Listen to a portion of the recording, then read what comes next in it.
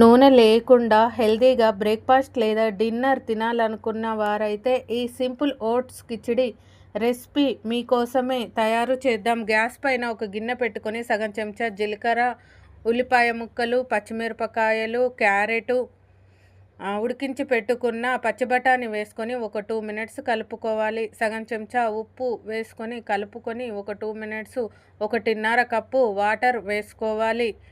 Water వేసుకొని మూత పెట్టుకొని ఒక 5 మినిట్స్ తర్వాత వాటర్ మరుగుతున్న వాటర్లో ఒక కప్పు ఓట్స్ వేసుకొని ఒక 5 మినిట్స్ కలుపుకోవాలి. 5 మినిట్స్ కలుపుకున్న తర్వాత దగ్గర పడిన తర్వాత సగం చెంచా మిరియాల పొడి, కొత్తిమీర, నిమ్మరసము వేసుకొని ఒక 2 మినిట్స్ కలుపుకుంటే హెల్తీగా నూనె లేకుండా ఓట్స్ కిచిడి రెడీ.